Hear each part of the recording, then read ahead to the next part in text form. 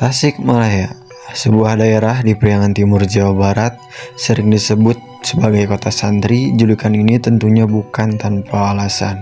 Di wilayah ini berdiri ratusan pesantren yang menjadi pusat pendidikan Islam, membentuk karakter masyarakat yang religius, mandiri, sekaligus pejuang.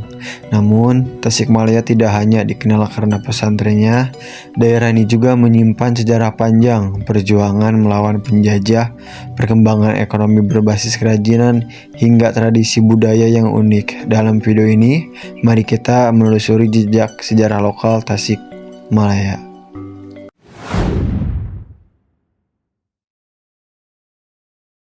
Kiai Haji Zainal Mustafa sedang mempengaruhi masyarakat dan santri Sukamana. Ini sangat membahayakan sekali loh Tuan Camat. Saat ini rakyat kita berada di bawah telapak kaki kafir Jepang. Sudah saatnya kita untuk melawan, untuk berontak. Perlawanan rakyat Tasikmalaya terhadap penjajah mencapai puncaknya pada masa pendudukan Jepang. Tahun 1944, Kiai Haji Zainal Mustafa, seorang ulama karismatik dari Singaparna, dengan tegasnya menolak kebijakan Jepang yang mewajibkan rakyat melakukan saikirei. Apa itu saikirei? Yaitu membungkuk menghormati kaisar. Bagi beliau, hal ini merupakan bentuk penyekutuan terhadap Tuhan dan bertentangan dengan ajaran Islam. Dengan tekad kuat, ia bersama para santri dan masyarakat mengangkat senjata melawan Jepang. Pertempuran ini berlangsung sengit di sekitar Singaparna.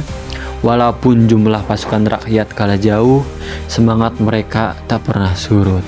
Pemberontakan ini akhirnya ditumpas dengan kekerasan dan Kiai Haji Zainal Mustafa ditangkap serta dieksekusi mati pada tahun yang sama.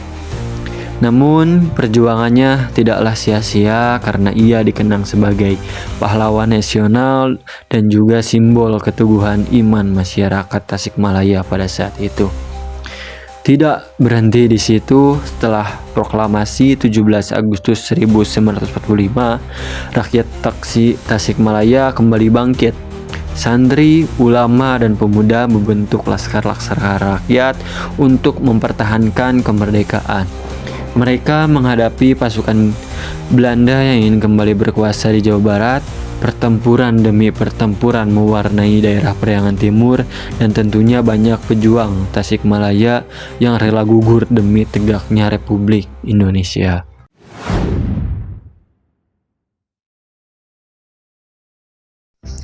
Tasikmalaya dikenal sebagai salah satu pusat perkembangan Islam di Jawa Barat. Julukan kota santri lahir karena banyaknya pesantren yang tumbuh sejak abad ke-19 hingga sekarang. Pesantren di Tasikmalaya bukan hanya tempat belajar agama, ia juga menjadi pusat pergerakan sosial, ekonomi, bahkan politik. Para ulama mengajarkan nilai-nilai keislaman, tetapi juga menanamkan semangat cinta tanah air, kemandirian, dan keberanian melawan ketidakadilan. Santri-santri tidak hanya belajar membaca kitab kuning, tetapi juga dilatih dalam keterampilan hidup, pertanian, hingga perdagangan. Pesantren menjadi benteng budaya sekaligus benteng moral rakyat Tasikmalaya. Figur-figur ulama besar seperti Kiai Haji Zainal Mustafa, Kiai Haji Ruhiyat, dan banyak tokoh lain telah membuktikan bahwa pesantren berperan penting dalam menjaga keislaman sekaligus membentuk perlawanan terhadap kolonialisme.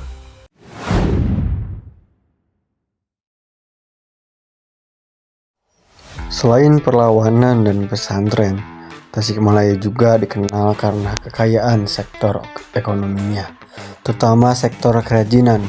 Sejak masa kolonial, kerajinan tangan masyarakat Tasikmalaya sudah dikenal luas, bahkan diekspor ke luar negeri. Produk-produk khas seperti anyaman bambu, payung gelis, border Tasik, dan kelom gelis bukan hanya barang dagangan, tetapi juga simbol identitas budaya. Kerajinan ini tumbuh dari kreativitas masyarakat pedesaan yang memanfaatkan sumber daya alam di sekitar mereka. Misalnya, bambu yang melimpah diolah menjadi berbagai anyaman, sedangkan bordir dan payung gelis lahir dari keterampilan tangan yang halus dan sabar tentunya. Hingga kini, kerajinan Tasikmalaya tetap bertahan dan bahkan menjadi ikon kota. Para pengrajin tidak hanya melestarikan warisan budaya, tetapi juga ikut menggerakkan roda ekonomi daerah.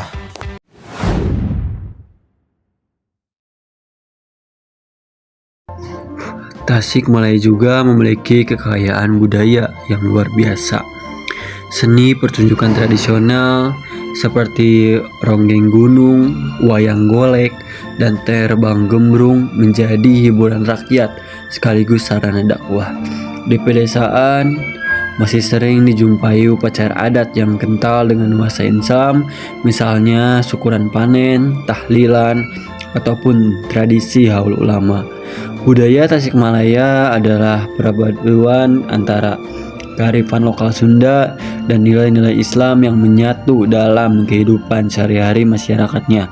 Inilah yang membuat Tasikmalaya memiliki identitas khas, yaitu religius, ramah, sekaligus penuh kreativitas.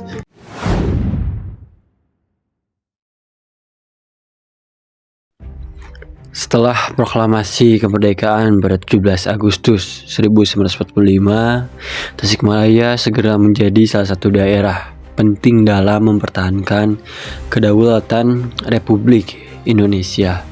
Rakyatnya yang sudah ditempa oleh tradisi pesantren dan pengalaman perlawanan sebelumnya langsung bergabung dalam laskar-laskar rakyat. Di Tasikmalaya muncul organisasi perjuangan seperti Hizbullah, Sabilillah, dan Barisan Banteng yang dipimpin oleh para pemuda dan ulama. Mereka bahu-membahu melawan upaya Belanda untuk kembali menjajah melalui agresi militernya. Pertempuran hebat berkorban di beberapa titik, terutama di jalur strategis antara Tasikmalaya dan Bandung yang menjadi pintu masuk Belanda ke wilayah Parakan Timur. Banyak pemuda Tasikmalaya yang gugur dalam pertempuran, namun semangat mereka tidak pernah padam. Bahkan sejumlah santri turun langsung ke medan perang membawa semangat jihad fisabilillah yang ditanamkan para kiai. Selain perlawanan bersenjata, masyarakat juga mendukung perjuangan dengan logistik. Mereka menyumbangkan bahan-bahan makanan, obat-obatan, bahkan tempat persembunyian bagi para pejuang. Peran perempuan juga tidak kalah penting. Mereka terlibat dalam dapur umum, menjadi kurir rahasia, hingga menyelundupkan informasi penting bagi para laskar. Semua itu menunjukkan bahwa perjuangan kemerdekaan di Tasikmalaya bukan hanya urusan tentara atau laskar rakyat, tetapi menjadi gerakan rakyat secara menyeluruh. Tasikmalaya menjadi daerah yang menegaskan kemerdekaan Indonesia adalah harga mati dan seluruh jiwa raga siap dikorbankan demi Republik.